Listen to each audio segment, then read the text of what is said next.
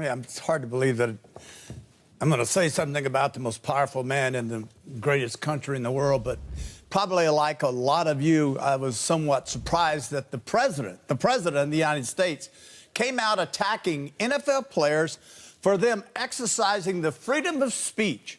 While I don't condone the protest during our national anthem, this is America. If our country stands for anything, folks, what? It's freedom. People died for that freedom. Now, I'm not sure if our president understands those rights, that every American has the right to speak out and also to protest. Believe me, these athletes do love this great country of ours. Personally, I think our president should concentrate on serious issues like North Korea and health care rather than ripping into athletes and the NFL. You know, kneeling or sitting for the anthem is not something I would choose to do, but I fully support the right to do it. That being said, what keeps getting lost in the criticisms of the form of the protest is the message of inequality.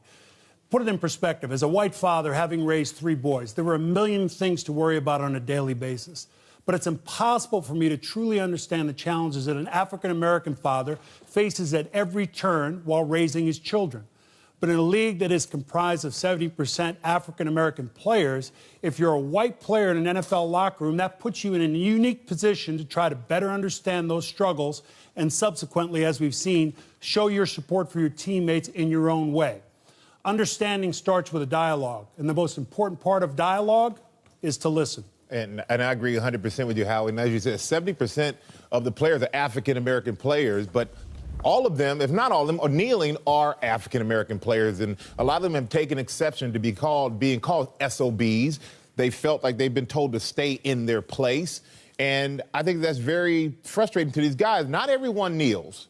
But for the guys who don't kneel, they do have an understanding of what the other guys are kneeling for. And it's something that it's a personal preference for you as a player to choose to kneel or not to kneel. But it's turned into an issue about the flag. And it's never been an issue about the flag. It's been an issue about inequality, injustice, mistreatment of minorities. And it's been a spin on the real issue, which is that, to put it on the flag. And that's what the players feel. And whenever this happens to anybody in the locker room, whenever anybody feels attacked, it brings the players together. And as you've seen from this, it's brought the players together, the league together, the Players Association. Everybody's come together as one. And we do live in the home of the brave. Plain and simple, the home of the brave. My father's a retired Army officer. But it's also the land of the free. And that is what is said in our anthem. And that is what we have to live by.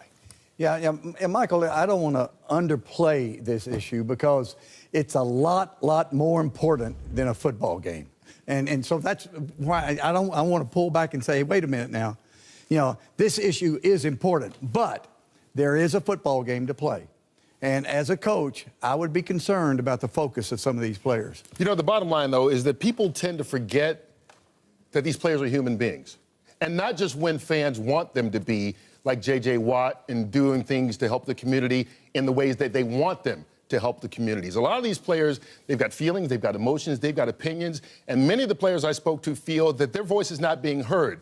And more specifically, that the president's comments on Friday, particularly calling them SOBs, were a slap in their face. One of the things, though, about football is that it always has a way of kind of unifying us and pulling us together.